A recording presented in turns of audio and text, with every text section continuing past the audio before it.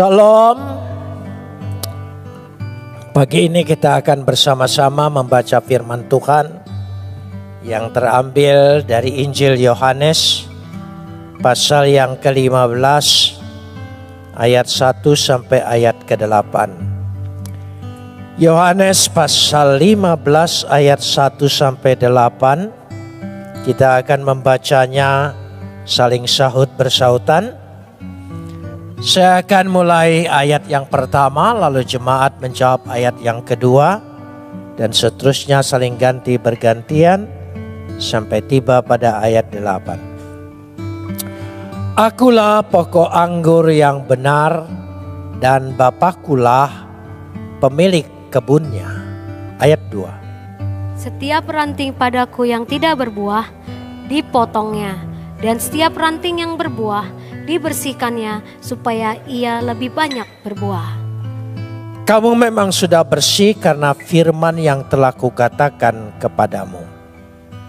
Tinggallah di dalam aku, dan aku di dalam kamu. Sama seperti ranting tidak dapat berbuah dari dirinya sendiri, kalau ia tidak tinggal pada pokok anggur, demikian juga kamu tidak berbuah, jikalau kamu tidak tinggal di dalam aku. Akulah pokok anggur dan kamulah carang-carangnya. Siapa yang tinggal di dalam aku dan aku di dalam dia, ia berbuah banyak. Sebab di luar aku, kamu tidak dapat berbuat apa-apa. Barang siapa tidak tinggal di dalam aku, dia buang keluar seperti ranting dan menjadi kering, kemudian dikumpulkan orang dan dicampakkan ke dalam api, lalu dibakar. Jikalau kamu tinggal di dalam aku dan firmanku tinggal di dalam kamu, mintalah apa saja yang kamu kehendaki, maka akan diberikan kepadamu. Dalam hal inilah Bapakku dipermuliakan, yaitu jika kamu berbuah banyak, dan dengan demikian kamu adalah murid-muridku. Kapot lecha Adonai Elohenu kapot lecha. Segala kemuliaan ya Adonai Tuhanku, kemuliaan bagimu. Saudara yang dikasihi Tuhan, Yesus memberikan contoh tentang pohon anggur. Supaya pohon itu berbuah banyak, segala upaya dilakukan oleh pemilik anggur, pemilik kebun anggur. Sebab saya tukar kata tukang. Kata tukang itu lebih menunjukkan sebuah bisa keahlian tapi bisa hanya pesuruh. Tetapi dia adalah pemilik kebun anggur itu. Pemilik kebun anggur tentu menginginkan bahwa anggurnya berbuah lebat dan banyak. Dan pasti dia mengusahakan segala upaya. Dia memberikan sesuatu yang terbaik. Dan itulah diumpamakan kepada kita semua. Dan contoh pohon anggur bukanlah contoh yang sulit di Timur Tengah. Karena itu adalah pohon yang sudah banyak dan terbiasa di sana. Tetapi yang menjadi inti dari semua itu, ternyata Yesus ingin mengajarkan sesuatu di dalam diri kita. Pada ayat yang keempat dikatakan di situ, tinggallah di dalam aku dan aku di dalam kamu. Sekali lagi, tinggallah di dalam aku dan aku di dalam kamu. Ini bukan permainan kata, tetapi ini mempunyai dua makna yang berbeda. Kata tinggal di dalam aku berarti di dalam Yesus. Di dalam diri kita, kita tinggal di dalam dia. Yaitu menunjukkan sikap. Iman percaya kita. Kita harus tinggal di dalam dia. Kenapa kita bisa tinggal di dalam dia? Kita harus tinggal, yaitu yang pertama, di dalam karya keselamatannya.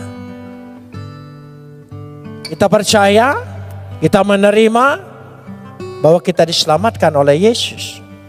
Sudah barang tentu kita harus tinggal di dalam seluruh karya Yesus. Di dalam menyelamatkan kita. Untuk supaya kita tinggal dalam karya keselamatan Yesus adalah melalui bertobat. Dengan bertobat, kita menerima karya itu menjadi bagian kita. Jika hidup kita tidak dimulai dengan pertobatan dan terus-menerus dengan pertobatan, maka berarti kita tidak tinggal dalam Dia. Kita keluar dari Dia. Jadi orang yang tinggal di dalam Yesus adalah orang yang dimulai hidupnya dengan pertobatan dan menghidupkan pertobatan itu di dalam kehidupannya. Itu penting. Jika saudara hanya percaya, baik. Tapi di dalam kekristenan itu bukan sekedar percaya dan beriman. Karena Kristus bukanlah Tuhan yang tidak berbuat, hanya menunjukkan kebolehan kekuasaannya. Dia menunjukkan karyanya. Menjadi manusia, itu karya yang terbesar. Ilahi menjadi manusia.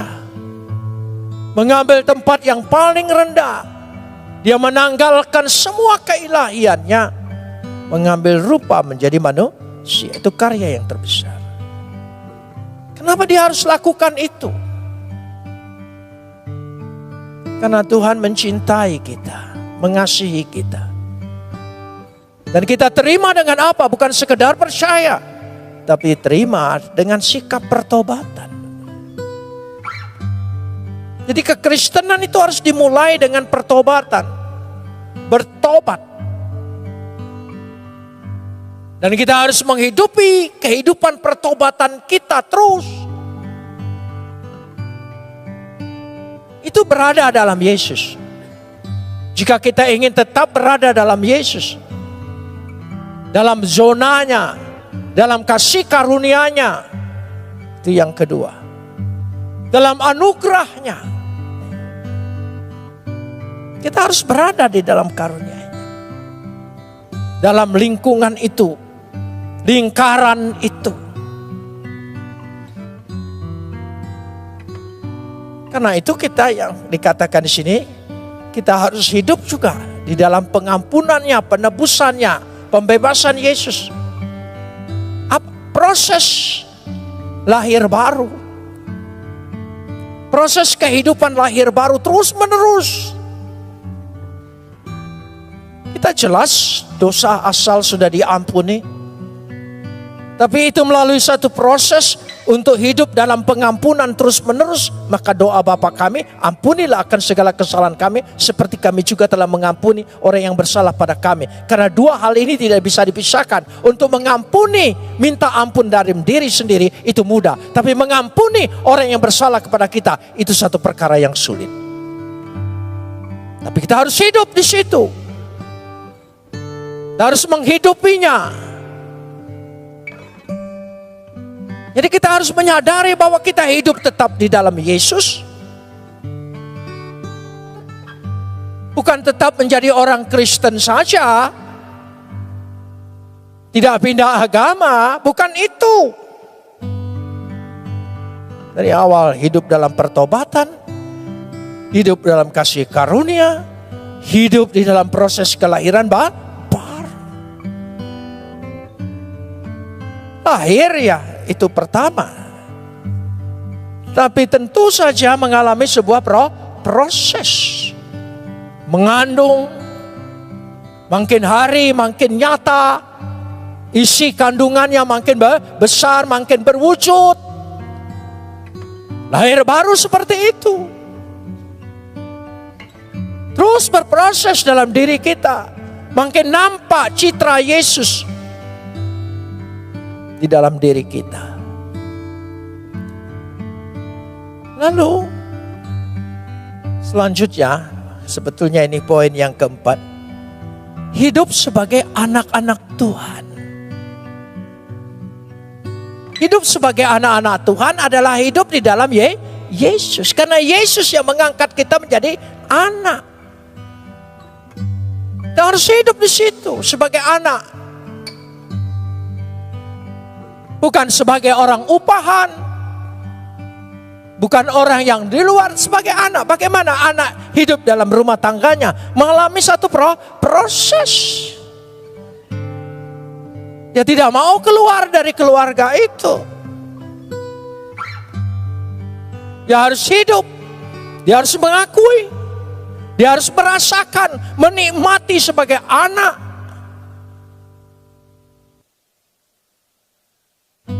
Dan yang kelima, hidup dalam Kristus adalah hidup dalam pengharapan, menantikan kedatangannya yang kedua kali. Kita percaya ada yang kita nantikan dalam hidup ini. Bukan hanya sorga. Sorga itu pasti, itu waris. Ahli waris pasti menerima semua apa yang dijanjikan oleh Tuhan. Amin. Tapi menantikan kedatangannya. Bagaimana sikap hidup menantikan kedatangan? Menyampaikan amanat agung itu. Bersaksi. Memberitakan Injil. Menyelamatkan banyak orang. Itu hidup. Jadi hidup dalam Yesus bukan hanya identitas sebagai Kristen.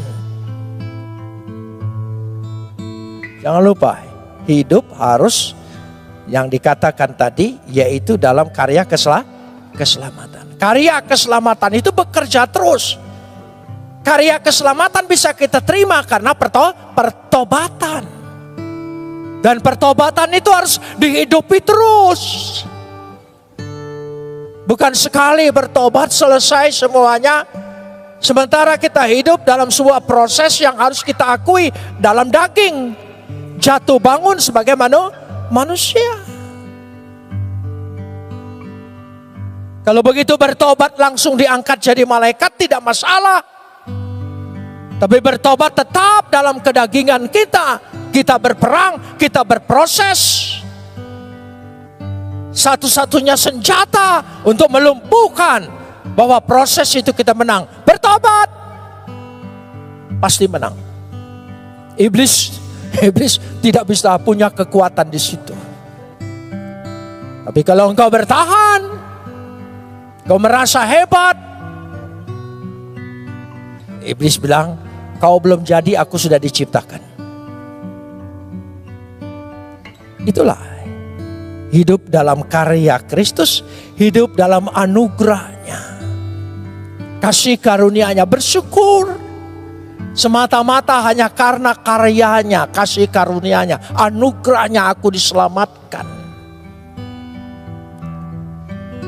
Perasaan rasa syukur seperti itu. Bersyukur karena karya Yesus.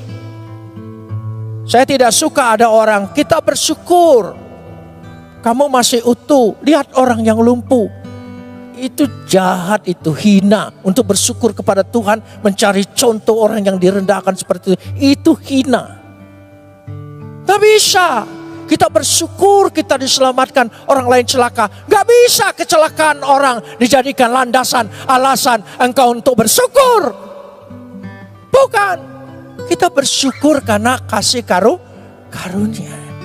Karena Tuhan sudah pilih kita, menetapkan kita, sehingga kita bisa menerima kasih karunia Tuhan. Anugerah Tuhan yang menyelamatkan aku. Itu alasan bersyukur.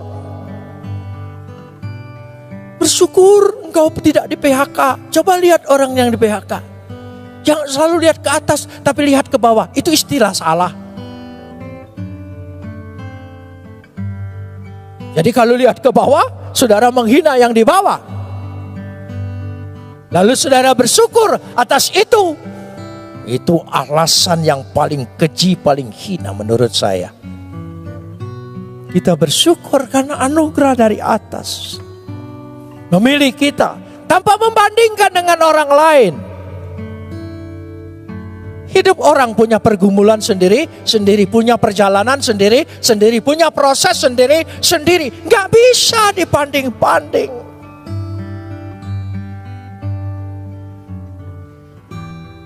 Tuhan lebih tahu. Ya. Tolong monitornya agak sedikit dibesarin. Jadi kita lihat, maka hidup dalam pengharapan akan kedatangan Yesus yang kedua kali. Saudara percaya Yesus bakal datang? Dia sudah datang. Mudah bagi kita. Dia sudah pernah datang dan akan datang. Mudah bagi kita. Untuk menyambut kedatangannya, Dia tugaskan kepada kita untuk menjadi saksi. Jadilah saksiku. Bersaksilah tentang aku. Beritakanlah Injil itu sampai ke ujung bumi. Itu tugas orang yang punya pengharapan menantikan kedatangan Yesus. Itu penting. Itu kata dikatakan ayat 4, tinggal di dalam aku. Jadi tinggal di dalam aku. Nanti kita pelajari di lain waktu lebih dalam lagi. Dan sekarang aku di dalam kamu. Kata saya tadi ada dua makna. Ya, tinggal di dalam aku sudah saya jelaskan, dan aku di dalam kamu. Nanti saya akan jelaskan. Bagaimana Yesus bisa ada di dalam kita? Ketika anak perempuan saya bertanya, lagi kecil. Saya kecil. Yesus besar. Kalau dia tinggal dalam aku, tidak muat katanya. Kadang-kadang pertanyaan anak itu gampang-gampang susah, susah-susah gampang.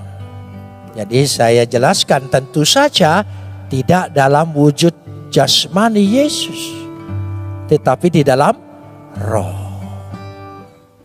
Ini saya ingin dalami. Yesus di dalam kita, yaitu roh Tuhan yang tinggal di dalam kita.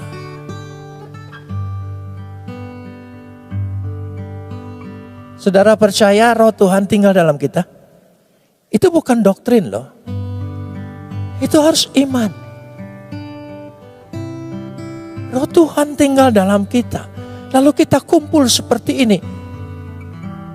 Ini kumpulan siapa? Siapa miliknya? Dahsyat ini. Roh Tuhan tinggal di dalam kita. Siapa kita? Tapi karena tadi dia lebih dulu engkau hidup di dalam dia, maka dia di dalam kita. Karena itu dua makna yang berbeda. Untuk mempercepat waktu, saya tidak menggunakan istilah aslinya, supaya waktu kita masuk pada inti-intinya. Roma pasal 8 ayat 9 sampai 11. Roma pasal 8 ayat 9 sampai 11. Tetapi kamu tidak hidup dalam daging, melainkan dalam roh. Simak baik-baik. Kita hidup masih dalam daging ya. Tapi kehidupan kita tidak lagi dalam daging. Dalam roh. Jika memang roh Tuhan diam di dalam kamu, ya, ini menunjukkan. Tetapi jika orang tidak memiliki roh Kristus, ayat 10, ia bukan milik Kristus. Jadi ini penting. Ini penting. Tapi jika Kristus ada di dalam kamu, maka tubuh memang mati karena dosa. Tadi saya sudah jelaskan. Tapi roh adalah kehidupan oleh karena kebenaran. Nanti kita lihat prosesnya. Jadi ada roh Tuhan, ada kebenaran Tuhan hidup di dalam diri kita. Karena itu kalau kita tidak sesuai dengan kebenaran Tuhan, gelisah hidupmu, terganggu, baik itu Kalau nyaman, bahaya saudara. Siapa yang tinggal di situ? Yang bikin engkau nyaman ketika engkau tidak menjalankan kebenaran Tuhan, nyaman dalam dosa, bahaya itu. Tapi kalau engkau tidak pernah nyaman dalam dosa, engkau terganggu, bagus, bersyukur. Roh Tuhan tetap tinggal dalam dirimu. Katakan amin. Amin. Engkau tidak mengampuni orang, engkau membuang muka, lalu sedikit terganggu, kadang-kadang terganggu hubungan, sampai semalaman kau mikirkan tidak bisa tidur. Itu bagus, karena roh kebenaran itu terus bersuara untuk memimpin engkau kepada seluruh kebenaran. Pernah tidak tidur karena sedikit bertengkar? Ayo, tidak apa-apa, itu bagus. Kita berusaha sekali. Tapi usaha untuk berdamai, kalau usaha untuk tambah musuh, tambah menjelekkan dia, itu roh siapa yang tinggal dalam dirimu? Roh siapa? Ini penting, siapa yang menjadi tuan dalam diri kita ini? Lanjutkan ayatnya. Dan jika roh dia yang telah membangkitkan Yesus, roh Tuhan yang membangkitkan Yesus dari antara orang mati, diam di dalam kamu, diam di dalam kamu, maka ia yang telah membangkitkan Kristus Yesus dari antara orang mati akan menghidupkan juga tubuhmu yang panah oleh roh yang ada diam di dalam dirimu. Amin. Kalau roh iblis ada dalam diri kita, berarti roh itu akan membawa kita kepada penghukuman iblis di neraka. Tapi kalau roh Tuhan ada dalam diri kita, meskipun kita mati, kita akan dibangkitkan. Karena roh itu yang sudah menjadi buah sulung. Bukti yang pertama, dia sudah membangkitkan Yesus, dia akan membangkitkan saya dan saudara. Ini bukan doktrin agama. Soal akhir nanti, soal kebangkitan. Ini soal iman yang nyata. Roh Tuhan ada dalam diri kita, dia akan membangkitkan kita.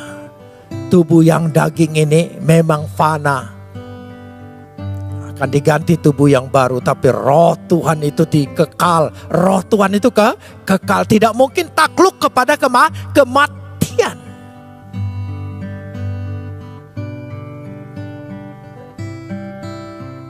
Jadi kalau ada orang sakit sampai tidak sadar, dari yang sebelum itu dibisikin supaya tidak salah. Tidak mungkin roh Tuhan itu tinggal. Amin. Tidak usah dibisik-bisik. Itu yang dikatakan di situ. Jika memang roh Tuhan di dalam kamu, ada kebangkitan hidup yang kekal. Ada kebangkitan. 1 Korintus 3 ayat 16.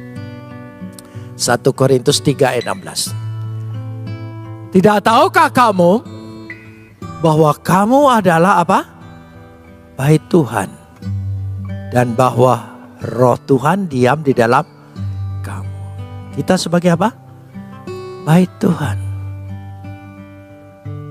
Bait itu sering rumah. Tapi sebetulnya inti ayat ini berbicara kita ini tempat Tuhan hadir. Tabernakel. Makanya tabut itu hilang. Karena tabut yang asli itu turun. Dan ketika tabut yang asli itu diterima dan percaya menjadi roh tinggal di dalam kita, berarti kita adalah tabut Tuhan. Tempat Tuhan hadir.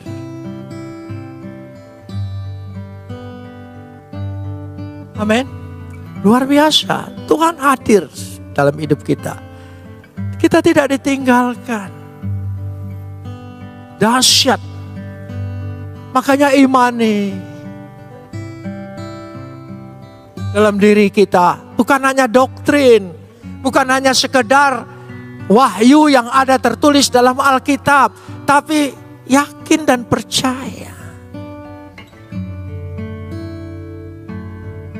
Kalau kita tidak sanggup berdoa, Dia yang akan meneruskan berdoa.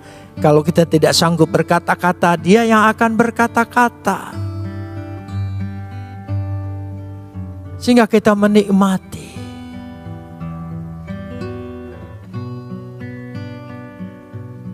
Saudara, kalau ada tabut Tuhan di sini, saya kira saudara disuruh merangkak pun mau.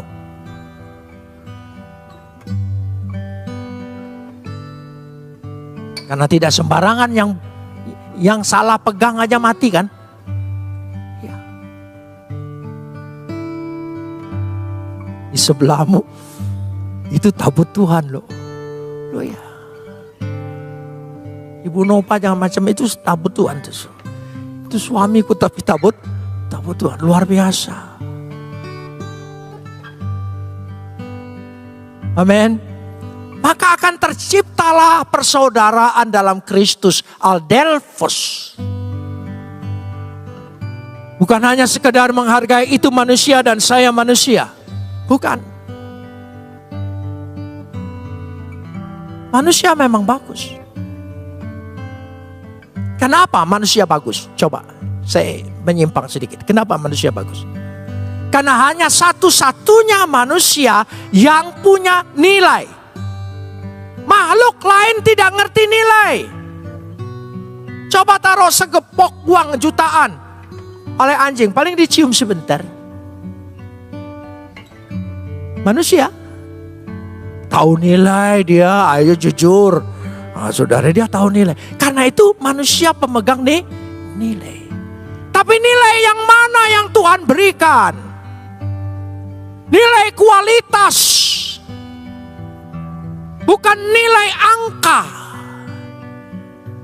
Kalau nilai angka berarti pikiranmu orientasinya profit, menguntungkan atau tidak. Bahaya sekali kalau menilai sesama manusia dalam profit. Bukan tidak perlu. Nilai manusia itu adalah kualitas. Kualitas ilahi. Engkau diciptakan menurut gambar dan rupa Tuhan. Ada kualitas dan potensi ilahi. Kita menilai sesama dari sudut kualitas. Balik lagi deh. Ini pelajaran khusus. Ya, jadi kita harus menilai. Ada roh Tuhan di dalam diri kita. Luar biasa. 2 Korintus 6 ayat 16. 2 Korintus 6 ayat 16. Apa hubungan bait Tuhan dengan berhala? Tentu tidak. Itu tadi saya sudah bicara tentang berhala. Yaitu nilai menurut angka. Nilai kita menurut apa? Kualitas. Karena kita adalah bait dari Tuhan yang hidup. Menurut firman Tuhan ini, aku akan diam bersama-sama dengan mereka dan hidup di tengah-tengah mereka, dan aku akan menjadi Tuhan mereka dan mereka akan menjadi umatku. Wah, meterai yang luar biasa. Aku hidup di tengah-tengah mereka. Aku yang menjadi Tuhan mereka. Ya, ada dalam kehidupan kita. Ada. Dalam perjalanan hidup kita. Mungkin perjalanan hidup kita tidak selalunya lurus. Ya. Karena kita bukan kereta api. Ya. Yang selalu berada di on the track. Mungkin. Tapi Roh Kudus membimbing kita, memimpin kita, mengembalikan kita pada relnya. Dikatakan di situ, ya. Coba ayat tadi. Aku tinggal bersama mereka, aku hidup di tengah mereka, aku menjadi Tuhan mereka dan mereka menjadi umatku. Berarti kita ini semua adalah gereja Tuhan. Kita ini gereja Tuhan. Yang menciptakan gereja itu karya Roh Kudus. Yang mengilhamkan para penulis rasul-rasul untuk menulis, mencatat, mengingatkan kembali. Kadang-kadang cara yang sederhana, tapi maaf memang hanya untuk saya pribadi. Saya kalau naruh kunci lupa. Tuhan, ini setan main-main dengan saya. Jadi tolong Roh Kudus ingatkan saya. Mujarab loh. Langsung ingat. Langsung ingat. Kan kita namanya hidup, pikiran kita selalu loh. Ya, lupa itu bagian tanda-tanda engkau cepat masuk surga, itu ada tanda-tandanya saudara. Kalau masih muda sudah pelupa, mau cepat sekali dia sebenarnya. Ya sudah, itu lupa itu tanda-tandanya. Jadi kita adalah gereja Tuhan. Kita ditempatkan di tempat gereja ini. Gereja ini didirikan oleh Roh Kudus. Dan gereja apapun yang terbentuk bagaimana prosesnya, itu semua karena Roh Kudus. Saya sangat percaya itu. Roh Kudus yang punya karya. Dan ketika kita ditempatkan, saudara bisa baca Kisah Rasul nanti ulang. Terutama pasal-pasal terakhir. Roh Kudus memilih Saulus, memilih Barnabas. Pisahkanlah mereka karena mereka akan dapat tugas khusus. Pengangkatan terhadap orang, penempatan pada orang, itu karya Roh Kudus loh. Jadi kalau saudara memang datang dan ditempatkan sebagai anggota di sini, saudara percaya, inilah tempatku. Kalau saudara mau keluar, boleh saja, jangan tanya saya, tanya Roh Kudus. Memangnya gereja itu partai politik, hari ini di sini, besok di tempat lain? Bukan itu. Ya. Saya bicara soal Roh Kudus ini penting kalau kita tidak iman ya. Roh Kudus itu adalah sumbernya sama. Ya, pribadinya lain tapi dia sama dengan Yesus. Makanya kadang-kadang Roh Kudus, kadang-kadang Roh Yesus. Yohanes pasal 14 ayat 16. Saya masuk ini dulu supaya kita mengenal betul. Aku akan minta kepada Bapa dan dia akan memberikan kepadamu seorang, tolong sambung, penolong yang lain. Supaya menyertai kamu apa? Selama-lamanya. Penolong yang lain. Sama enggak? Ayo, penolong yang lain sama enggak? Beda enggak? Bahasa Yunani ada dua untuk menunjukkan yang lain. Yang pertama aloi. Bukan bakmi aloi itu, bukan ya. Aloi.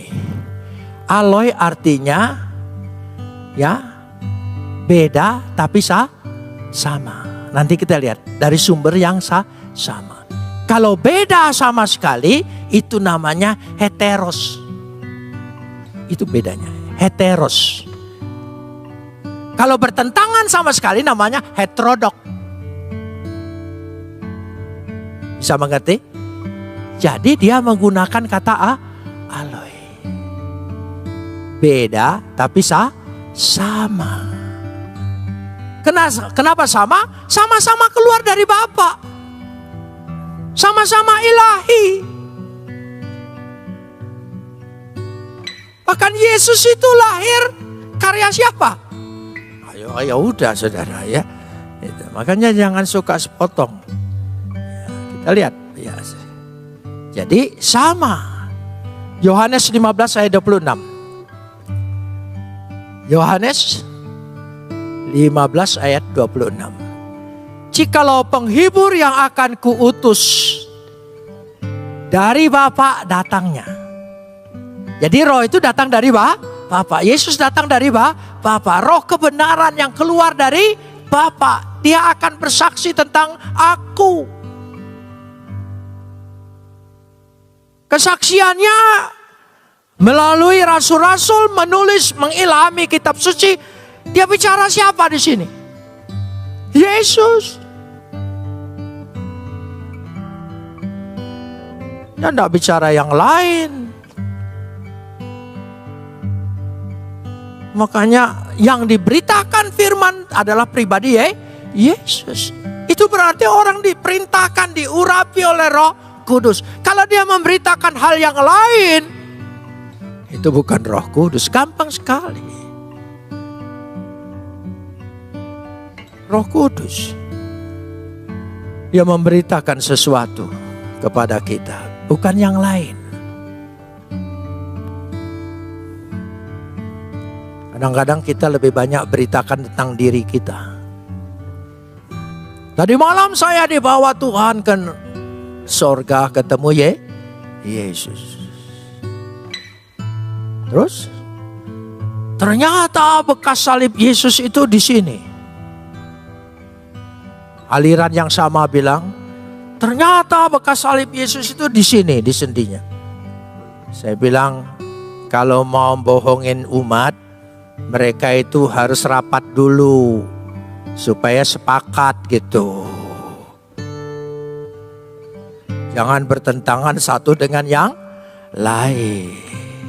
Nggak usah lah. Sesuatu yang kita ingin ditunjukkan sebagai gereja yang dahsyat, mengeluarkan hal-hal yang aneh. Nggak usah. Cerita Yesus cukup.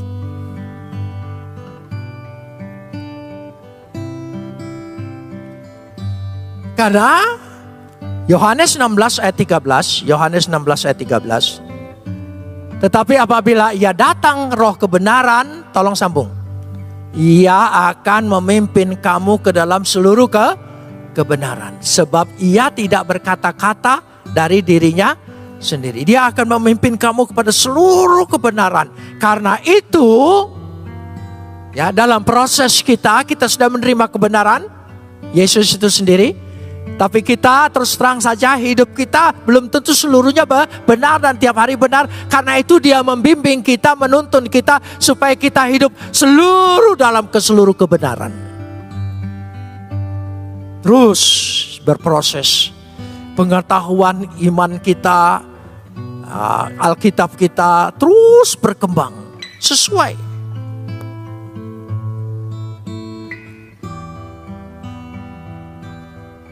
Yohanes 16 ayat 14. Yohanes 16 ayat 14.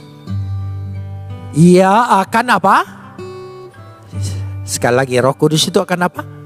Memuliakan Yesus. Sebab ia akan memberitakan kepadamu apa yang diterimanya daripadaku. Dia memuliakan Yesus. Siapa saja yang tidak memuliakan Yesus berarti bukan Roh Kudus. Coba bandingkan 1 Yohanes pasal 4 ayat 2 dan 3. 1 Yohanes pasal 4 ayat 2. Demikianlah kita mengenal roh Tuhan. Setiap roh yang mengaku bahwa Yesus Kristus telah datang sebagai manusia, tolong sambung. Telah datang sebagai manusia apa? Berasal dari Tuhan. Jadi dia datang sebagai manusia, tapi dia datang dari pribadi ilahi. Jadi kalau tidak mengakui dia ilahi dari awal, lanjutkan ayatnya. Sebab setiap roh yang tidak mengaku Yesus tidak berasal dari Tuhan, roh itu adalah, tolong sambung. Dan tentang dia telah kamu dengar. Setiap zaman kita pasti mendengar roh antikristus itu ingin menyimpangkan kepercayaan kita kepada Yesus. Setiap zaman. Jelas itu. Jadi tidak usah ditanya. Karenanya ya dia memuliakan. Sekarang Yesus di dalam kita. Yesus dalam kita. Berarti kita memiliki kasih Kristus. Itu tanda. Ya. Kita di dalam Kristus. Berarti kita sudah menerima anugerah, kasih karunia, kasih Kristus dalam diri kita. Kristus ada dalam diri kita, berarti kita memiliki kasih Yesus. Kasih Yesus. Dahsyat. Karena itu kita sanggup mengampuni. Walaupun bertarung, berproses, berperang. Bukan minum obat sakit kepala langsung hilang, tidak. Pusing dulu lama. Ampunin tidak, ampunin tidak, ampunin tidak, ampunin tidak. Tapi saat waktunya, walaupun agak sedikit kepaksa, ya. Siapa yang maksa? Roh Kudus. Roh Kudus.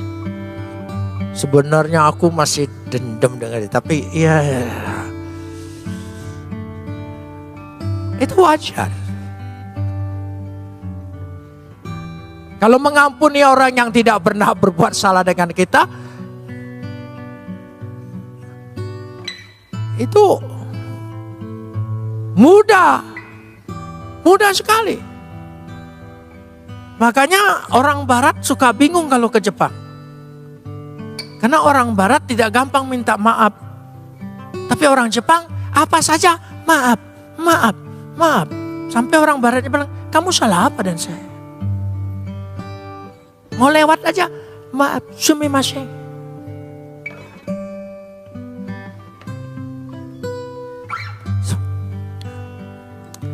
Tapi kita mengampunin luar biasa.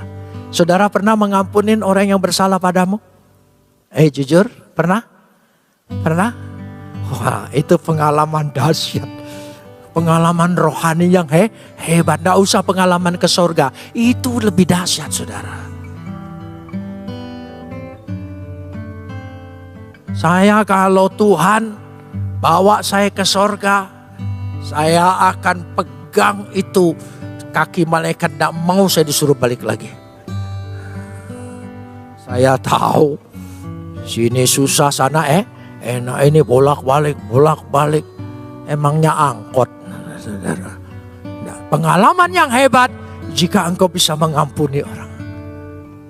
Mengampunin mantumu, mengampunin mertuamu, mengampunin iparmu yang ngejek-ngejek kamu terus. Paling sakit kan kalau diomongin, dimusuhin oleh orang yang dekat kan. Kalau jauh enggak apa-apa. Saya senang sekali kalau ada orang Papua tidak suka saya. Ketemu juga enggak apa-apa. Tapi satu gereja, satu keluarga, satu rumpun.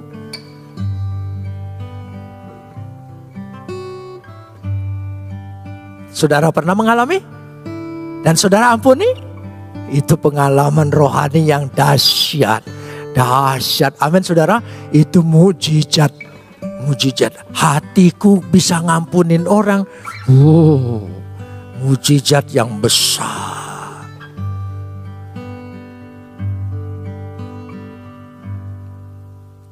Sebab Tuhan itu adalah kasih. Dan yang terbesar adalah kasih. Jadi kalau kita, ya, Yesus ada dalam diri kita, berarti adakah kasih Yesus?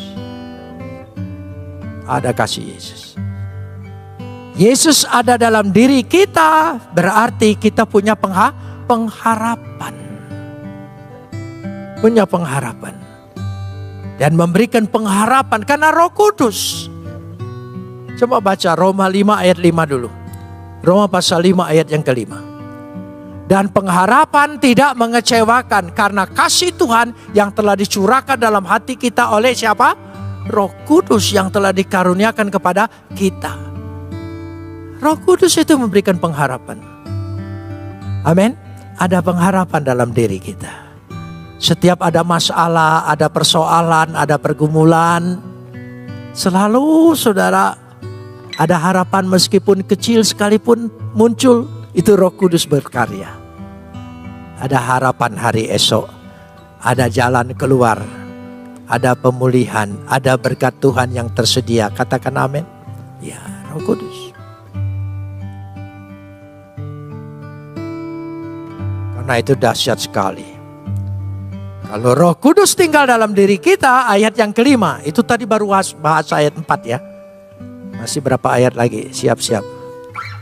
Itu baru ayat 5. Siapa yang tinggal dalam aku dan aku di dalam dia, tolong sambung. ia berbuah banyak. Ayat yang kelima. Siapa yang tinggal dalam aku dan aku di dalam dia, ia berbuah banyak. Berbuah banyak. Tinggal dalam Yesus memiliki kuasa. Di dalam doanya ada harapan. Ayat yang ketujuh.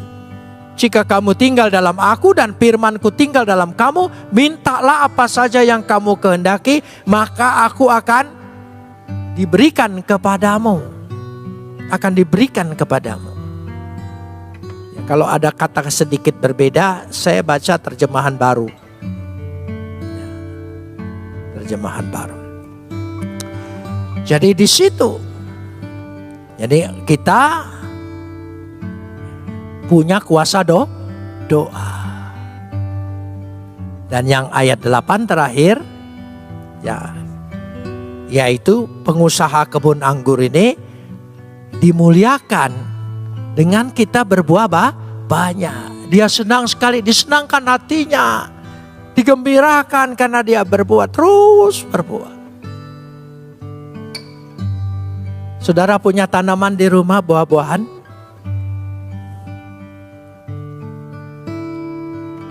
Ibu Yusuf punya 2 pohon mangga. Kalau sudah berbuah banyak, oh dia senang. Tapi dia sedikit kecewa kalau kalong memulai. Saya bilang kalong itu penciumannya kuat.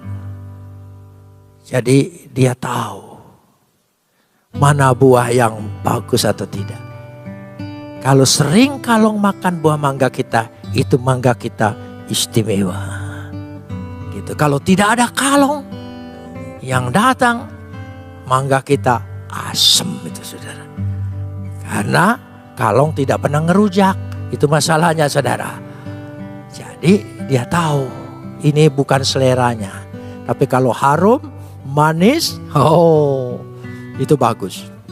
Ya. Jadi kalau buahnya lebat, banyak, oh dia senang. Ya.